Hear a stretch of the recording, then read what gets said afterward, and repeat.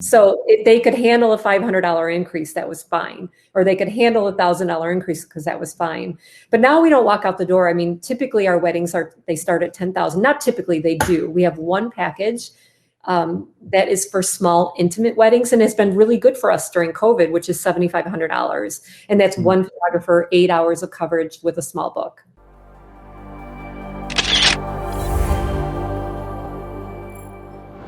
All right, guys, I'm super excited to introduce the next photographers. They're a husband and wife team, Bob and Don Davis. Bob does the shooting and Don does everything else, right? Takes them to the next level like how my wife does for my photography business. But I'm excited to introduce them because I've actually looked up to them when I first started photography and went to their seminar. And back then, they were already elite. They were already instructors at WPPI, representation of graphic studio. And I looked up to them. They were awesome. They were friendly. They were such great skill. When I talked to many other photographers, they also looked up to them as well. So it's super exciting to have them into this masterclass show. The great thing about them is that they're very humble. I mean, even though they have photographed weddings and events for Eva Longoria, Salma Heyeks, Oprah, Tyler Perry, to name a few, they are still very humble. They're still very friendly, and they come to you with open arms and open hearts. They travel the world through photography and have a beautiful family. I can go on forever, guys, but without further ado, Bob and Don Davis. Where do we even begin? Let's just go back to the very beginning. How did you guys, when and how did you guys get into photography? That's yours. I was just going straight into it. Yeah, I used to be an accountant, so he's been a photographer his whole life. Well, Don, did you meet Bob while Bob was a photographer? I mean, already a photographer? I met him when I was 20. I'm now 52. Wow. And he was working for a small newspaper, and shortly after we started dating, he got a job at the Chicago Sun-Times. So started as a photographer. I've been a photographer my whole life, going back to high school. It's all I've ever done. Oh, so were you a photographer in your high school? Were you taking photos for your high school? I was. High school newspaper, high school yearbook. I won a scholarship through the National Honor Society for Journalism. So I attended Columbia College for a little while, but I started working immediately full time, and the job got in the way of school. So I quit school and never went back. Oh, that is so cool. So from being a photography in photojournalism, how did you get into wedding? What shifted you?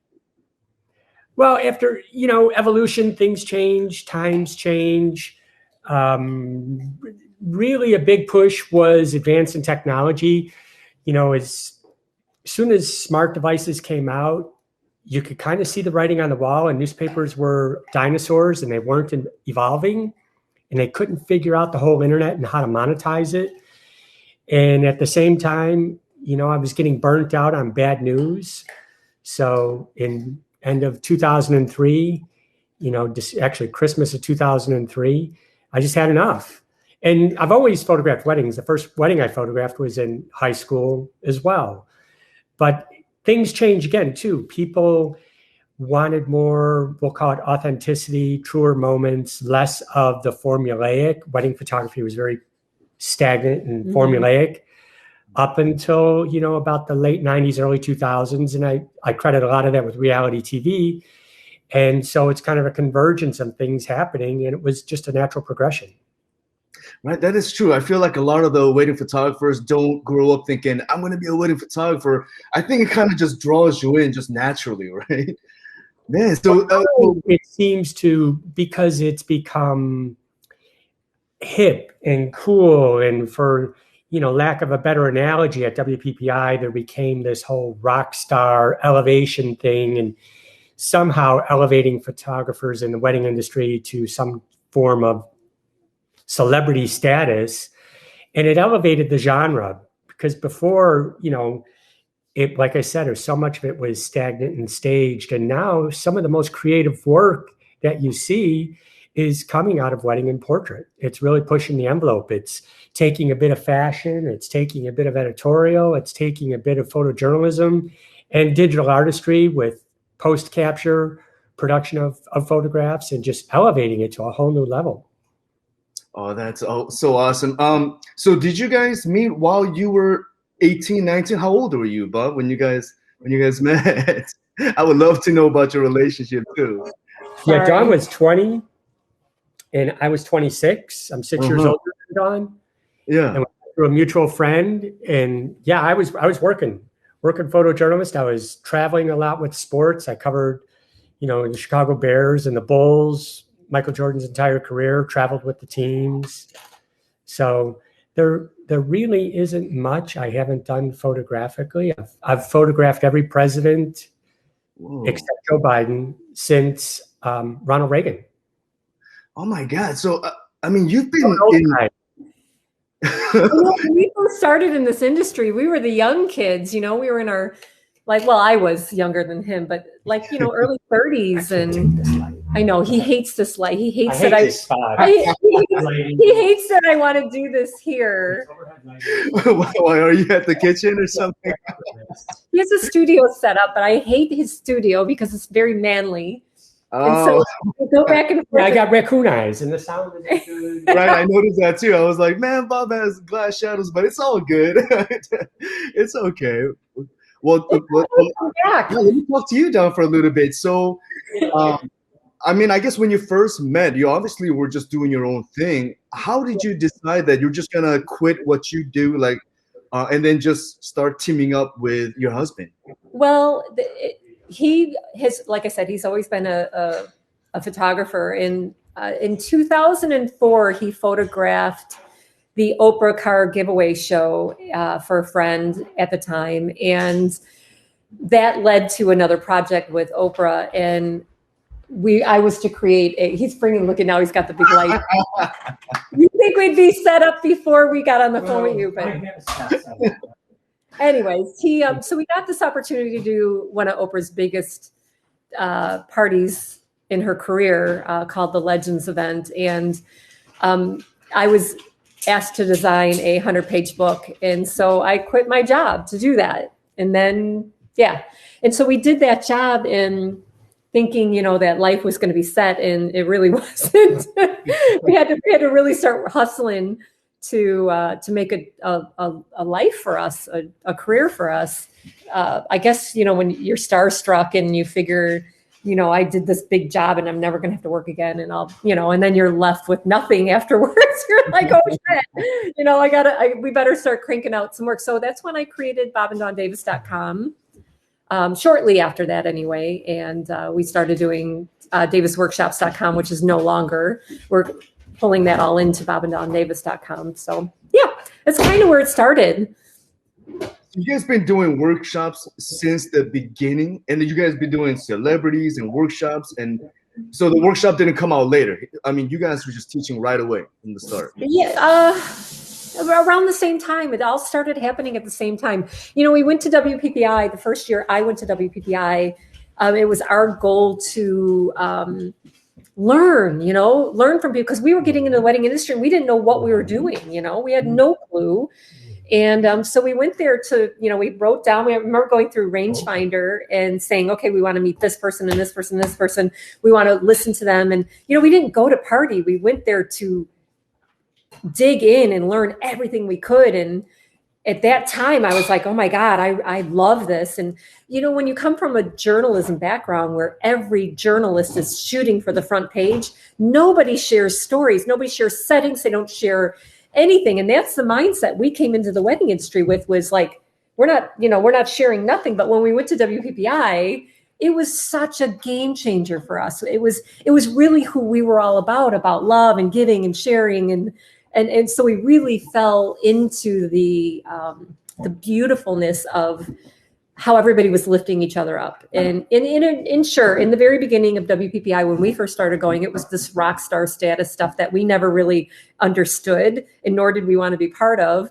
But that worked itself out as well. But we learned a lot. We learned, how to run I remember telling a photographer, a very well-known photographer, like, hey, we had a wedding that we booked, and then they canceled on us like 6 months before the wedding. And, and they were like, oh my God, you're kidding. And I said, yeah. And they go, well, what was their deposit? Or what did you ask for up front? And I said, oh, like $500. And they go, well, duh, 50%, Dawn. And I went, 50%? Are you kidding me? I could never. They're like industry standard. Okay. And nobody, and it is industry standard, 50% up front. And so we've never had a cancellation like that again. But those are the ways that we learn, just like everybody else. Wow. You guys learned in WPPI. You guys were students before you guys were instructors and masters. Yes. Wow. And so from then, Dawn, since you've been going out with Bob and doing all this training yourself, do you personally photograph as well? Do you know how to photograph? You do everything else that besides as long as the settings are all set, I've got a good eye. But I couldn't dial in a camera to save my life. No, he said I don't know an f-stop from a bus stop, and he's pretty much right. Oh, so Bob's the technical person, and you got how they look and the hair if it's messy. Well, I don't go to weddings. It's the same on the back end. I don't know all the tools in Photoshop, nor do I want to. Right. So it's a perfect arrangement. We always say we're like Elton John and Bertie Taupin. Yeah. We make music in 2 separate rooms. Mm-hmm. And then we come together and make this beautiful thing happen. And that's kind of what we do. He goes out and shoots, and then I go to my space and I do all my work, and we come together and it ends up being this beautiful project that we've worked on together, but in 2 separate rooms. And so nice collaboration. Mm-hmm. That is so cool. So after WPPI, was it super beneficial that you guys started making money right afterwards? Like you knew what to do from that?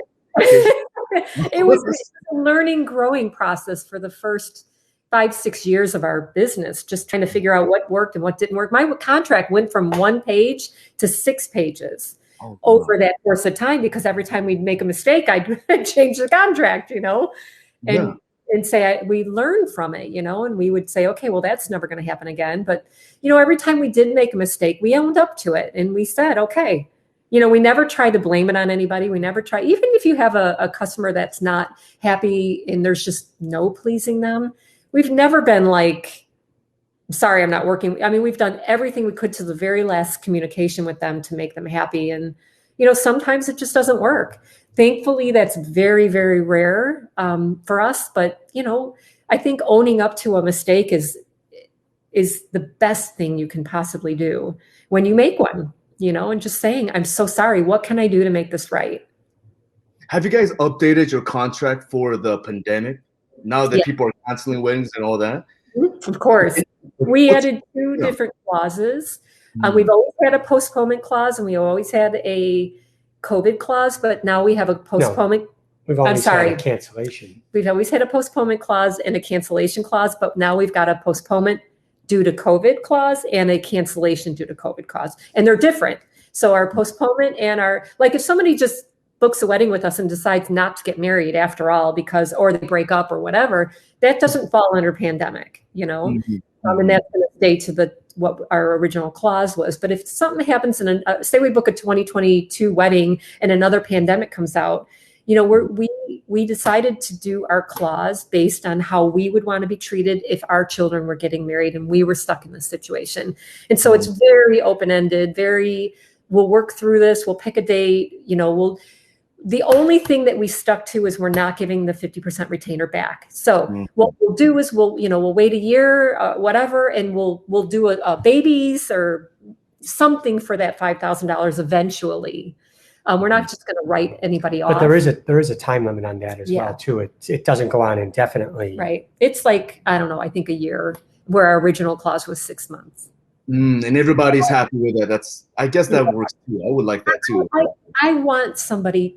I don't want to be stuck in this when we go through it with our children. And I just want to work with people that are, caring and loving throughout the process. And that's how we want to be. So we haven't had any issues with any of our clients at all during this pandemic. As a matter of fact, we had a couple clients that wanted to pay us in full when the pandemic hit, because their wedding was supposed to be in June of 2020, but they postponed it to 2021, and they wanted to pay us in 2020, all of it. And I was like, no, I don't want it. Because what happens if you don't get married? Then I feel bad taking your money. And besides, I use that money to pay our second shooter and to pay all of our expenses and Operating costs. Operating costs is, yeah, we live on the first part and we pay all of our expenses on the second part. So, you know, not all of our expenses, but a majority of them.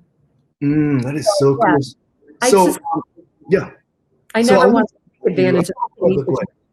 No, I was just saying I never want to take advantage of a situation. I want to be clear and open and honest about it all along the way, because that's how I want to be treated. Me too. I think the same way with you too. Every time I think about a clause or something, I always think about how do I want to be treated, and that's how I come up with it. I think that's a great way to think about it, instead of being greedy, taking all that money and that, right? Right. So I wanted to know. So you said you guys photographed Oprah. Now, how did you guys continually? I'm sure a lot of people want to know. How do you guys continually shoot celebrities? How did you get We haven't shot a celebrity in a while, and that's fine. But what it has done for us is open the door. Now, a lot of people don't care. You know, people of wealth don't care about celebrities. And people of wealth are usually generally our clientele now. And some do, some don't. You know, we don't use those experiences as like, oh, look at us, you know, because we haven't shot one in a while, you know. So what we do use it as is if we hope that it will say, hey, if they can trust us, you can trust us as well, kind of thing. So we don't ever really talk about it on our potential, you know, bookings or client meetings, unless they ask us. So it's there on our website, and if they want to talk about it, we talk about it. But we never bring it up, because it's just not that impressive to some people. They have their own money. They've earned it in a completely different way, and they don't really care.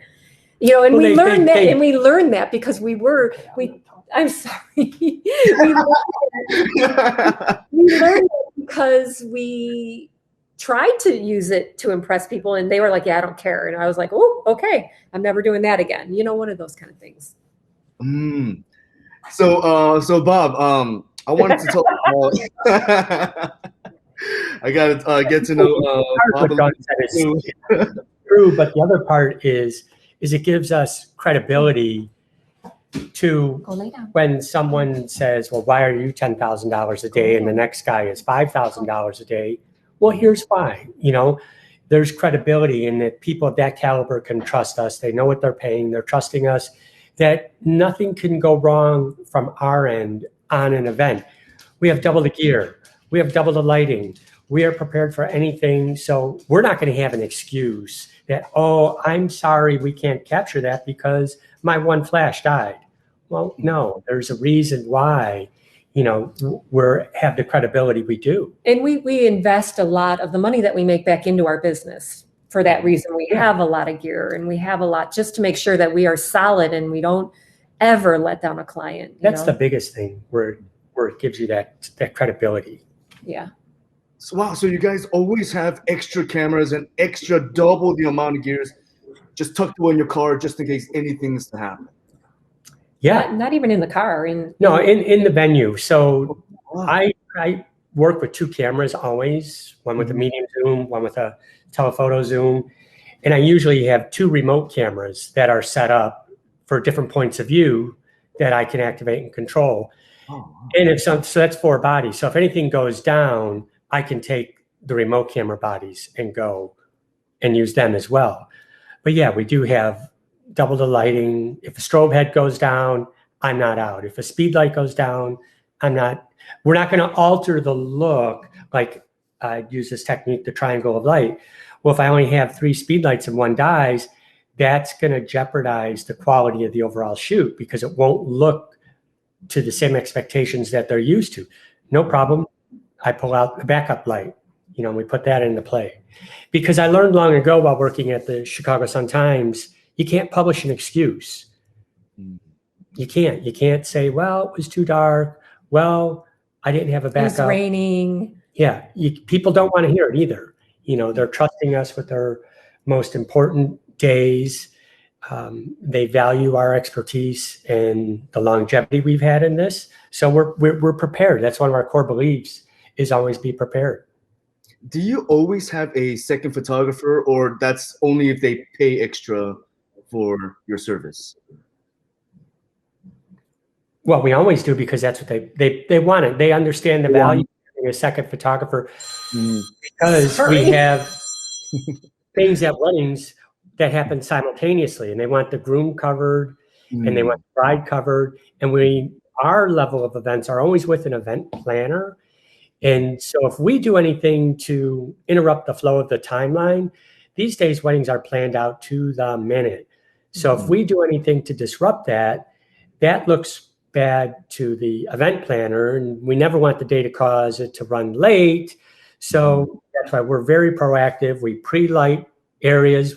We know the exact flow of the day. We're prepared for it, but you're also ready for spontaneity. That is so awesome. Instructions of what we do at the level that we practice in. It's high level production. And Bob rolls in with so much gear on a trolley. It's crazy. He's got and if he can, he's got remote cameras set up under the huppah, in the back. So when the bride is going down the aisle, there's a remote camera there. One under the huppah where. In a lot of the weddings that we photograph are Jewish weddings, and he doesn't want to really be up on stage. They don't turn their backs. And so he wants to get what's happening in the moment. So he'll, if he can, and the huppah allows, so when he's photographing the kiss, at the same time, it's remote triggered, going off at the same time. Two different cameras. Wow. One in the room and one under the huppah, and then my primary camera. Oh but my that's God. Photojournalism days, because same thing when you'd be photographing baseball or basketball, you'd have a remote camera behind the backboard and possibly one in the mezzanine level. Or for baseball, if you're photographing for first base, you have a remote camera at third covering second base. And possibly another one. I never thought of that. Remote as in you got a remote control, just click, and it goes off your shutter. Oh my God. I didn't even know that's possible. Pocket Wizard. And you plug it into the PC sync of your camera. Every time you shoot, it fires your other remote cameras. I never knew that's such an awesome thing to do. So, I got another question about, now you've been in Chicago for most of your career life. Is that born and raised? So that means you've established yourself. Do you even now still get a lot of customers that's trying to bargain hunt? Like, oh, I could only afford $1,000. Can you do it for me? Or how do you separate yourself from that customers to your high-end customers? Or do you just accommodate everybody with their budget? No. So it's been extremely important to me from day one. So I knew when we were going into this, when we went to WPPI that first year, and I knew what the top of the rate was. I knew that's where I wanted to be. And I worked our way up that way. There were times that he wouldn't talk to me for days because I would raise our pricing. And he'd be like, we're never going to get that. We're never going to get that. And I was like, just stop, And I kept raising them. So every time we would book 3 or 4 weddings, I would raise it again, or 5 or 6 weddings, I would raise it again. And depending on where we were at, in the very beginning, I would raise it just a couple $100 because I never wanted to lose our referral base. But once we got up into the thousands and thousands, I would raise it another 1,000, And if somebody said, oh, well, so-and-so paid this, I would be like, well, we've raised our prices since then, but it was never outside of our referral base, if you know what I mean. So if they could handle a $500 increase, that was fine. Or they could handle a $1,000 increase because that was fine. But now we don't walk out the door. Typically our weddings they start at $10,000. Not typically, they do. We have one package that is for small, intimate weddings, and it's been really good for us during COVID, which is $7,500. And that's one photographer, 8 hours of coverage with a small book. And so 10,000 is 2 photographers, 12 hours of coverage in a larger book. Are you guys marketing, like now that social media is big, do you find that to be important? Do you advertise on like Facebook, Instagram, Google, Yelp, things like that? Not at all? So it's all you guys established. At this point, we have worked really, really, really, really, really hard over the last, ever since we've been in business, is developing relationships in the industry and servicing people, making sure that we service them really well so that, because a lot of times photographers are stingy, maybe not so much anymore. And I think Bob and I have said this a gazillion times that people are picking up on it and other people are saying it as well, is to share your work, because hairdressers and makeup artists and wedding stylists and event decor and event planners, they all need our pictures. And what can we do to help them out, but give them that so that they can use it to promote their business. And so therefore they're thrilled and happy that they don't have to ask us or hunt us down for that, So that's really been one of the ways that we've marketed our business, and just servicing our clients and the brides telling their friends about us. And, it got to a point where we were trying to build our relationship with event planners and venues first. That's where we started. Once we accomplished that, and then we started working with hiring clientele, and we serviced them, they started sharing us with their friends. And so now I would say it's like 50-50. We're getting our own referrals from other clients, and some are coming in from event planners. So, it's a nice, beautiful combination of where our work is coming from. Well, that's where all business should start, no matter where your price point is at, is identifying your client. Yeah, we did that right away. And our clients don't search the internet for wedding photography.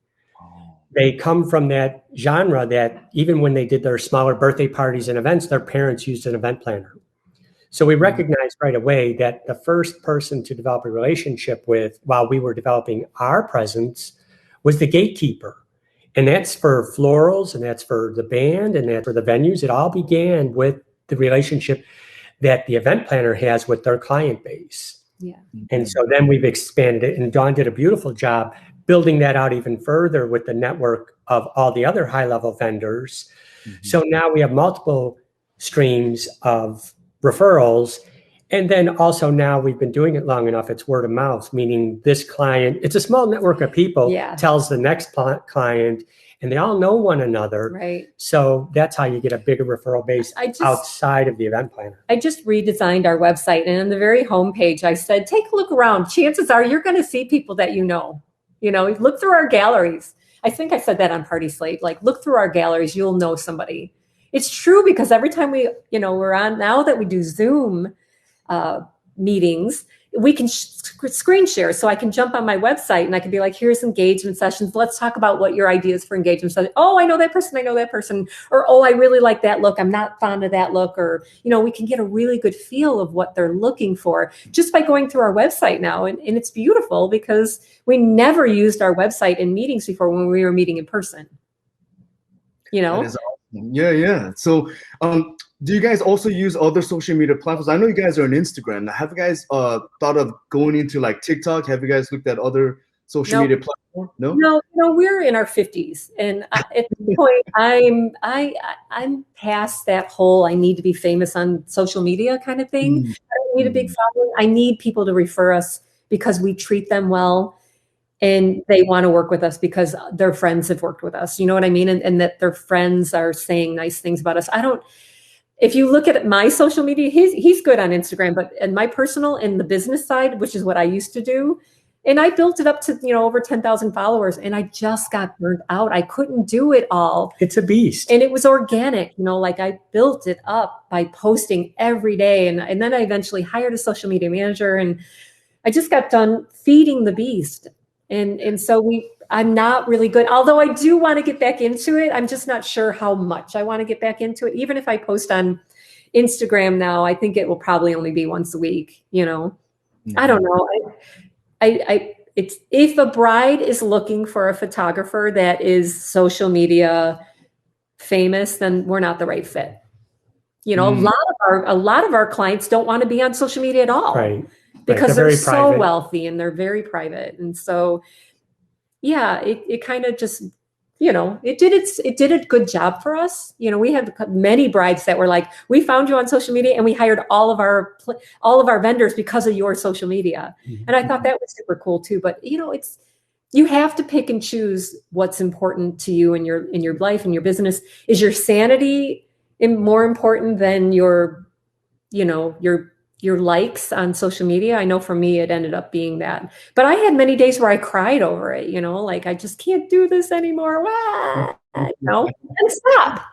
And I stopped, and it's, our business is still okay. So I think you just need to find your rhythm. And I can certainly say that we found our rhythm with the relationship that we built in the industry, which means that it's a good, honest, we walk in good faith. We give everything to God and Jesus. And for me, that's my Zen. Every morning I wake up and I have my conversation with God, and we wouldn't be where we're at today without that, because we are just two people who happen to do what we love for a living, and we're doing it.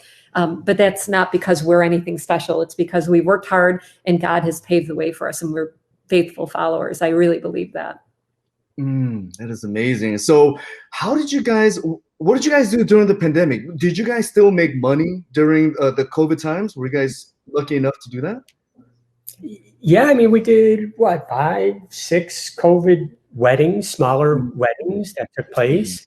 We did some other projects, headshots, books, things of that nature. We still network with our core group of vendors who are all struggling. Everybody is struggling together, and we're all trying to help each other out. People that are trying to rebrand, and we would do branding sessions for them, and just things that we can do to still hone our craft, still get out there, let people know we're alive. It's really hard to talk about because we were really, really, really blessed during the pandemic. We still have people that want work, wealthy people that can afford to still do things. And so we never really wanted to talk about it because we know that a lot of people are struggling. And but that comes from the network and everything that we've done to build our business to where it's at, so it would still keep moving along. Yeah, I mean, I think last year I didn't social media at all last year because we were working still, and I didn't want to be like, "Hey, we're working," I mean, I know so many people are not. And, I mean, and I'm doing a mass mailing. We're doing a mass mailing now for our new website, just to let everybody know, hey, just because we want to, it's not because we have to, but I'm going through and I'm looking through my database, and I'm going to everybody's website, and there's so many websites that are not vendors. They're not there anymore. Oh, wow. So you mean that they completely quit their business? Completely shut it down. Gone. And I know. At least a third, right? Yeah. Oh, that's a shame. So, and it's not just photographers. I'm talking, venues, cake people, we know everybody. A catering director for the Ritz-Carlton. He's been there over 25 years as the catering director. He got let go. Oh my God! The Ritz is still closed. They have no need for him, and he's in real estate now. And he's like, I don't think I'll ever go back. Real estate, who knows what'll happen? Right, but those are the things that are happening to our friends in the industry, and so therefore we've never once wanted to be like, yeah, well, we're working. No, you know what I mean? Not at all. Yeah. People, and because next year it could be totally different. We could not be working, so I never want to. I guess I just don't want to jinx it, and I don't want to make anybody feel bad, and who knows how long it's going to be there. Oh, that's great. So I know that you guys do multiple things. So besides shooting weddings, and I just heard you say that you were teaching somebody about branding. Can you go more deeply into that? Do you teach one-on-one? Can somebody hire you guys for one-on-one coaching? Do you do classrooms? We've been doing a lot of that lately. We've been doing a lot of one-on-one mentoring.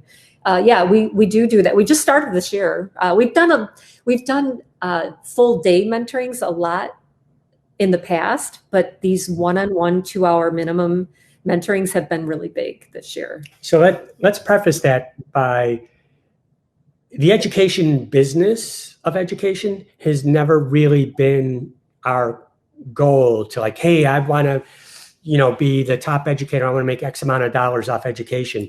We've kind of backed into it by request and by having that belief and need to pay it forward and to share. We give a lot of education away. Like Bob's constantly doing free lives. Yeah, Facebook Live and YouTube and streaming. Wow. You know, and if a photographer calls him, he takes the call. He might spend an hour on the phone with them. You know, I mean, we're just very, very giving that way. But yeah, recently we've been doing a lot of one-on-ones where they, you know, they'll do it via Zoom. Yeah, we'll do a Zoom call, and we have a fee for that. And we just started that. By request. Well, what we'll do is we'll tailor it to what are your needs. Let's look at your work. Where do you want to go? A lot of people are kind of that want to move forward and stay within this industry, realize it's time to shake things up. You know, people get in a rut. It's very easy. Photographically, I'm always trying to challenge myself and technically stay on top of the curve of things that are changing with technical aspects of cameras and lighting and, you know, post-processing and computers and all that stuff. It drives us nuts at times, but that's what, you know, keeps us up there with Canon. I'm on a lot of product development with Canon and Westcott. So, you know, doing those kind of things really help. And then sharing that, the value of why you might want to invest in something new, because it will, the gear get out of the way and make your job easier to complete your creative vision. And I really think that the last 15 years that we've been in this industry, we have walked in good faith. And so when we do, and we've learned a lot too, you know, like I remember way back in the day, listening to somebody in a private conversation with a bunch of people around, a well-known photographer saying something about another photographer. And in my mind, I kept that. And then when I met that photographer, I was like, in my mind thinking, I don't really care for this person. And then, 6 months later, I run into that photographer that said something, and he was talking all good stuff about the photographer. And I said, well, wait a minute. You said, and he goes, oh, yeah, that's way past. And I thought, oh my God. That was when I said to myself, we have to be very careful about what we say in the industry, whether it's good or bad, because people are going to hang on to that. There's a responsibility to having that platform. Yeah. And we want to make sure that everything that we said and do is genuine from the heart and good information, not hearsay, not, like factual, more. Not off the cuff. Yeah. This isn't brain surgery, right? It's not, there's no reason to overcomplicate it. And like you said, there's a huge responsibility to be an educator. And I think that when Bob gets on and he does these lives about, hey, this new product's coming out, or he'll do an unboxing of it. And when he's speaking about it, I feel like people are really honed in to what he's saying and listening and buying it because he said it. And it's important to us that, he's I have the trust and credibility that I'm a user. I'm not, there's a lot of YouTube reviewers that are photographers. They're really not. You look at their photography and it's mediocre, but they built this platform and they have followers. And they get paid to do these reviews. And, it's just not been our forte. That's not what I'm about. I'll share a piece of gear if it works really well and if it could somehow advance what you're trying to accomplish creatively. Then it's a useful investment. That blows my mind. That blows my mind because of the fact that Bob and Don, you guys have such leverage over so many photographers that if you actually said, hey, this camera is awesome, check it out, a lot of people will go get it. So you could actually monetize that. But that's not what you guys are about. You guys are just about just sharing what you guys know, and eventually it'll come. We do. And if the monetizing does come, and it's, in some respects, the more advanced the cameras are coming, they're so customizable now that out of the box, there's so much you could do with it. If you don't have some guidance as to where to start with it, it could become very frustrating. And that's where, the consulting comes in. I've had quite a few people really want to know how to set up the EOS R system because the cameras are 100% customizable. And so out of the box, it's just a camera. Do you want it to be like your older camera, or do you really want to capitalize on the new technology? And we diverge through that and we get it set up. And I just had a Sports Illustrated photographer call me up because he was going to use an EOS R5, coming up for the Super Bowl. And he's just started using it in the playoffs. He goes, I don't know where to start. So we got him in the ballpark, and he was so grateful. He's like, it would have took me 6 months to figure all these things out. Okay. So going back to monetizing on that, we did just, so for the record, we did just create a link, an affiliate link with B&H. And we are going to put it out there, but if anybody uses it, that's awesome. If they don't, that's awesome too. It's not a source of income for us that we're hoping is going to be like anything, whatever it is, it is. But we did finally, after people yelling at us for years, why are you not monetizing this? And even places like Adorama and B&H have asked over the years to become an affiliate and to refer it. And, finally I just said, sure, why not have one spot? I have a relationship with them. It's a good relationship. Yeah. They're good people there. I've done presentations in B&H's event space, and one of my lighting classes there is the largest viewed ever, both for me and for them. So it's symbiotic. It works really well. Yeah. I wouldn't do it if I didn't believe in them. I've tried developing relationships with local places that kind of just go nowhere. So instead of trying to roll that ball uphill, you go with someone who really wants to form that working relationship. Yeah, and going back to that too, we've got people that are constantly sending us stuff like, here, we want you to try this, we want you to try this, and we're constantly sending it back going, I don't use that. We already have a relationship with Westcott, or we already have a relationship with Adobe or whatever, and we're not going to switch. Sony's been begging me to play with their cameras, and it's like, they're great cameers. I'm not knocking them at all. Oh, no, absolutely not. They're amazing. They're just, they don't agree with my ergonomics and feel, and you're going to die with a Canon in your hand. It's just because it agrees with me. I like the color science. I grew up manual focus, so I could still muscle memory, tweak it whenever I want. All the settings have really evolved from the film camera to where they are today. So it's not foreign to me. You know what I mean? So today there's so much amazing gear out there. You have to find what agrees with your brain and how you think and how it feels in your hand, right? You can't go wrong with any of them. No, that's true. But I think ultimately you have to stay true to who you are. Yes. And I think we learned our lesson in the very beginning. After we did that Oprah job, we bid on another job with a very celebrity event planner, and we bid it so high, like ridiculously high. And they came back to us really nice. They were like, thank you so much for your bid. I'm sure you're worth it, but this is way out of the ballpark. And we were like, oh, wait, You learn lessons, live and learn. And so that was the point where I said, I don't care who they are. We are charging the same price for everybody every single time.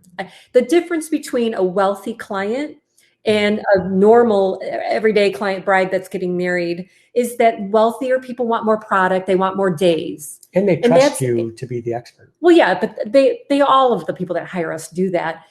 That's where we make more money, is if they have more money to spend, they spend it. They usually hire us for multiple days. Right.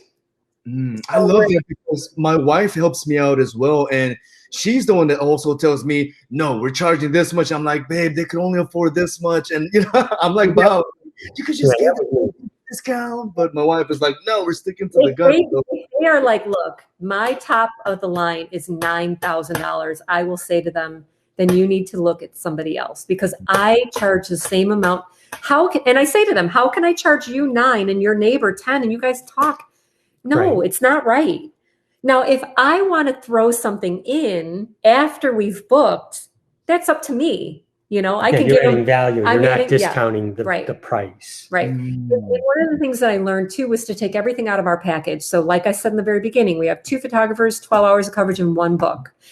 If I want to throw something in later, we give an engagement session if an event planner has referred us, and that's a thank you to the event planner. So that makes the event planner look good, makes us look good, the client's happy. Those are things, and that's a $1,300 value, If they know our pricing before we even meet with them, because I'm not going to meet with somebody unless they know our pricing. And I say to them, look this over. If this looks good to you, then let's set up a time to meet. Because if it doesn't look good to you, then let's not meet at all. I mean, why waste our time? We're not in your budget. Right. Why waste our time? Right. Or your time and ours, So I love that. So you guys are higher budget, but you guys give reasons why you guys are at a higher budget, because of not only your skills, but you guys back everything up and all these different things that you guys put up. So you guys, I love that. Because I'm learning something here. I'm always like, oh, babe, let's give this $1,000 customer a chance. But if you, like how my wife is also saying, if you just stick to your gun, then you don't have to be afraid, and it'll eventually happen. Right. And that's what I had to learn from Dawn as well. I come from nothing. My dad Well, was so an do auto I. parts. From nothing too. But We both come from nothing. I you mean, have like more nothing. confidence with your dad was a No. purchaser, and her dad was an amazing negotiator, and he inherited that I from her. inherited that from him. I'm sorry, yeah, exactly. I did. I have no problems talking money. Like, And she has no problem at first saying no and walking away. And I'm always thinking, well, the kids had braces and we've got this payment because that's the way I grew up. And like, bring it on. We could pay these bills. I grew up the same way. We both come from nothing. But for me, I feel like I know the work that we put into this. I know the hours, and when you look at our work, when you look at that very first picture and you look at that very last picture, I pour, countless hours into everything, making sure it all sings, and we give them a beautiful representation from the very first picture to the very end. Well, it's not just those cinematic signature 5, 10, 15 photos from a wedding day for us, and then everything else is kind of cataloged and photographed. Our viewpoint is everything about a wedding is emotional. There's nothing logical about it at all. So if they choose this, they chose it because they have some emotional attachment to it for some reason. They just didn't, it's a $1.99 bottle, let's get it. No, there's a reason, right? So we approach that both from photographing it, lighting it, incorporating it into a storytelling environment, to Dawn taking it over and making sure if there's a fuzzy sticking off of the linen in the background, she'll take that out because that attention to detail. Yeah, no, we provide I'm super proud of the quality of what we provide to our clients, because we pour it's not just a job for us. I mean, we love what we do. And so we pour our heart and soul into every single ounce of it. We don't catalog any of it. We don't just push it out and go to the next wedding. We only take a certain amount of weddings every year so that we can pour our heart and soul into our work and still have a life, It was fun. John put countless hours into redesigning our website, but it was fun to look at the work from 10 years ago to the work of today. And yes, certain things have improved along with lighting and technology and knowledge, but the longevity and timelessness of that earlier work doesn't look dated at all. I left all the earlier work on our website because it's just down at the bottom. It doesn't, because it's beautiful. Yeah, I was like, I can't take this off. It's beautiful. That's a testament that I'm very proud of that, what we created. Yeah. You know what I mean? Mm-hmm. Oh, that was so 2000. Yeah, I mean, if you look at our work, the consistency, the black and whites are the same all the way across the board. There's not some that are tinted. There's not some that are faded. There's not some that are, sepia. There is such a beautiful quality and consistency in our work and that's the feedback we also get from our clients. Mm-hmm. My friends used you, and your work is just something timeless. About your work, like I can't put my finger on it, but there's something about your work that's just so incredible. And that's what we get, that's what feeds our soul, we love that. Lighting is huge, right? Yeah. And so it is. Lighting is huge. Let's face it. Cameras today are amazing. They could take pictures in near total darkness, but that doesn't mean it's good. The quality is good. Mm-hmm. You want to capture someone's event, no matter what it is, and capture them in their best possible light, both figuratively and metaphorically. If you're shooting weddings in California or outside, that's different. And then it's different. But when you're in Chicago or in Midwest where it's dark and we've rainy, you're look in at outside. ballrooms. I mean, it's you need to. For us, we need the light, and for us, that's our choice. Yeah. So if you look at every ring shot, every flower shot, every picture of a cell phone that's got a ring on top of it for the day, anything, a pair of glasses, anything, it's good. Wow. So during the wedding, Bob, you bring a big softbox. You have a softbox in there. You have different kinds of lights. You're not just shooting lights all over the place. Well, it depends on the scene, any given scene. So for the portraits, and our weddings, again, are a little bit different of an animal. We end up always, a short portrait session is an hour for family informals. They run from an hour to 3 hours. So we set that up ahead of time, use currently, FJ400 strobes with not Octobox, but Apollo umbrellas on them, right? So we have good quality light on those formal portraits.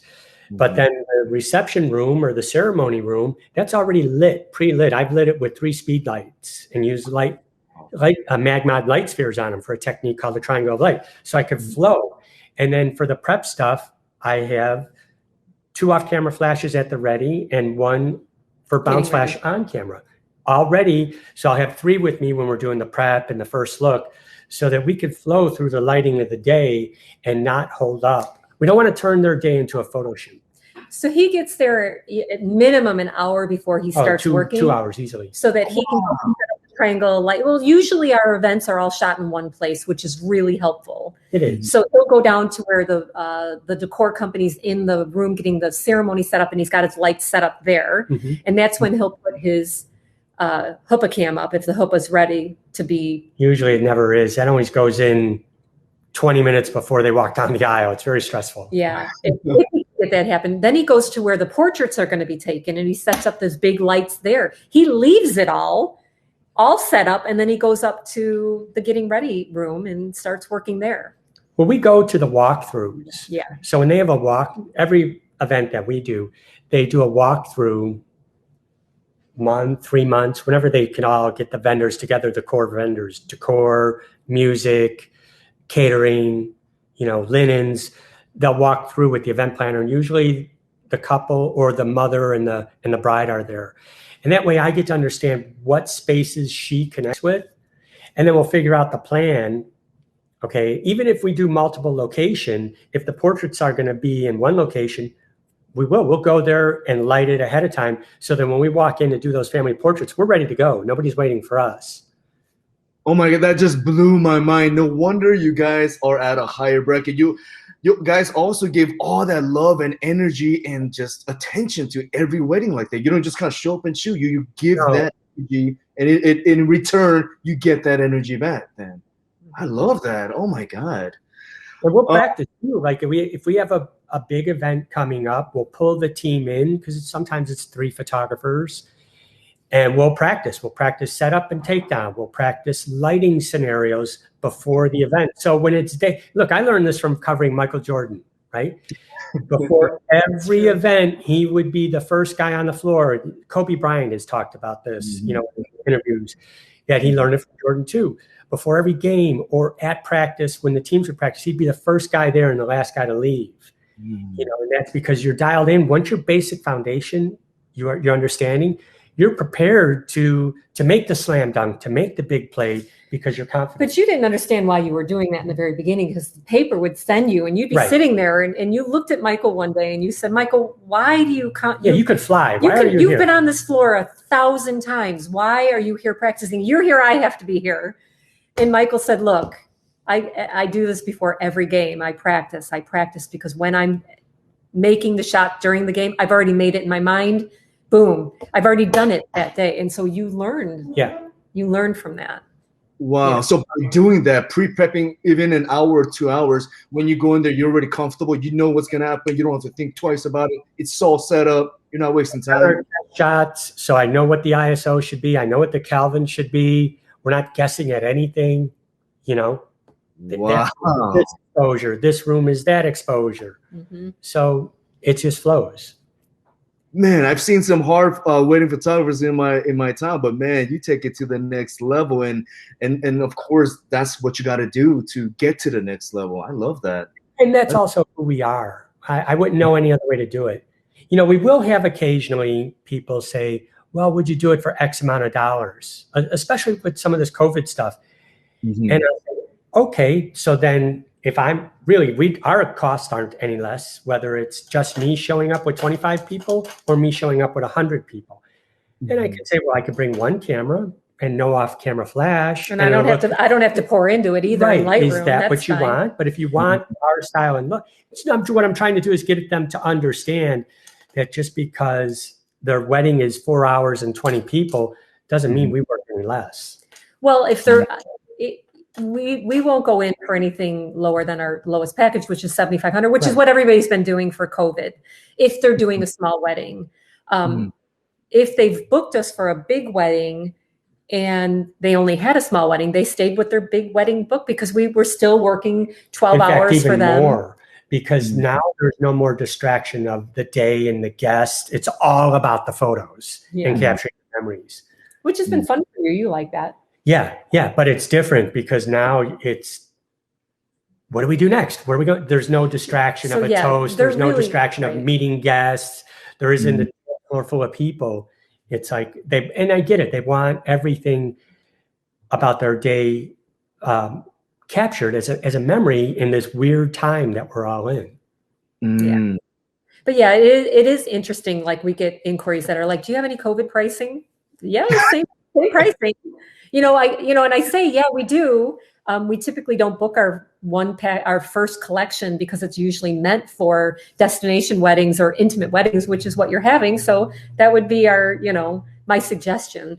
Well, then they're like, well, we want 2 photographers. I'm like, well, then we're at our second collection.